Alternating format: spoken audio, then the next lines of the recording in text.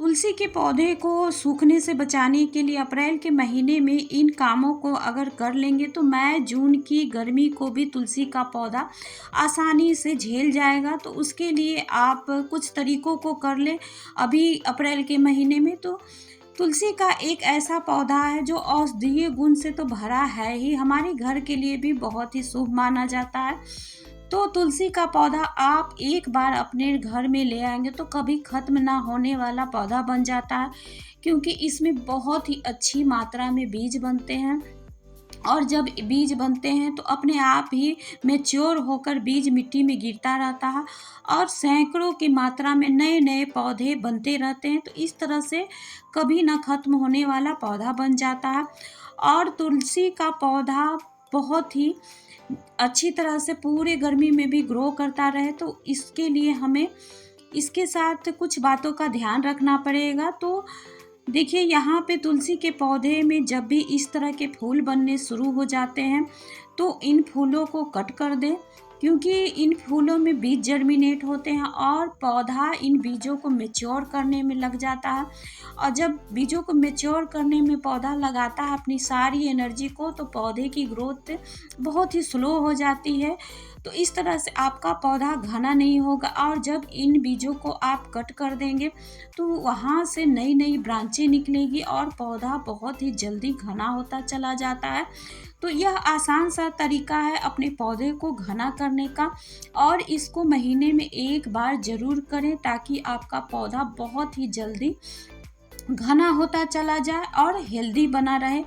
तो तुलसी के पौधे को कैसी धूप पसंद है, तो सर्दी में तो हम लोग तुलसी के पौधे को पूरे दिन की धूप देते हैं, लेकिन मई जून की चिलचिलाती धूप से बचाने के लिए ऐसी जगह रखें जहां दोपहर की धूप ना लगती हो।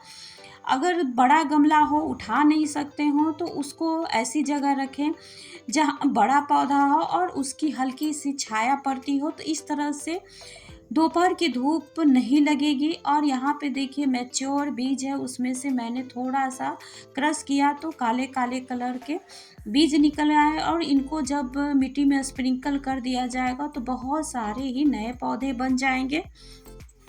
और तुलसी की पौधे को पानी कितना चाहिए, तो गर्मी के मौसम में तो पानी इतना दें कि मिट्टी में हमेशा नमी बना रहे। अगर नमी बना नहीं रहेगा तो धीरे धीरे पत्तियां सूखने लगती है, और जब पत्तियां सूखने लगती है तो पौधे में बहुत सारे फंगस का जल्दी अटैक हो जाता है। तो उन सभी तरीकों को मैं यहाँ पे करके बताने वाली हूँ कि आप अपने तुलसी को भी फंगस से भी कैसे बचा सकते हैं। तो कोई भी पौधा आपने रखा हो उसकी मिट्टी को ज़रूर गुड़ाई करें महीने में एक बार। तो देखिए, यहाँ पे मिट्टी बहुत ही हल्की है, एकदम पोरस मिट्टी बनी हुई है। तो इस तरह की जब आप मिट्टी बनाएंगे तो पौधा बहुत ही हेल्दी रहेगा।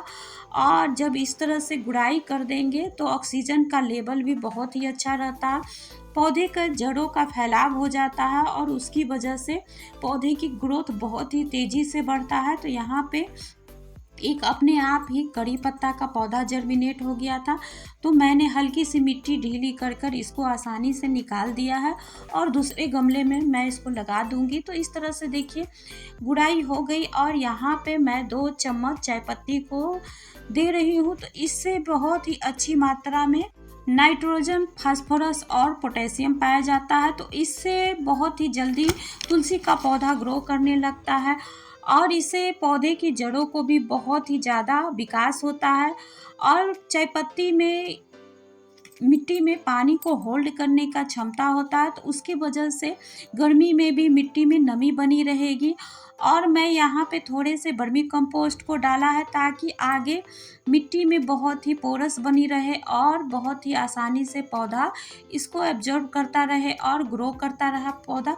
तो यहाँ पे देखिए, मिट्टी में कोई फंगस ना लगे, पौधे पे भी कोई फंगस ना हो, उसके लिए हम घरों में जो पूजा करते हैं उसी अगरबत्ती के राख को मैंने जमा कर लेती हूँ। इस तरह से उसी को मैंने मिट्टी में डाल दिया। तो इस तरह से मिट्टी में भी कोई चींटियाँ भी नहीं आएंगी और कोई फंगस भी नहीं लगेगा, क्योंकि यह एक तरह से कीटनाशक का काम करता है।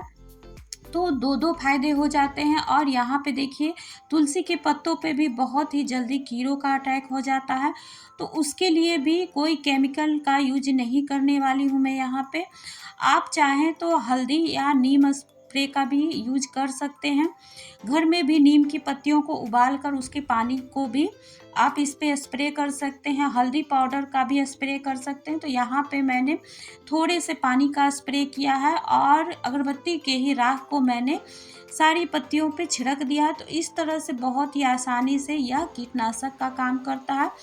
और आप सभी का वीडियो देखने के लिए बहुत बहुत धन्यवाद।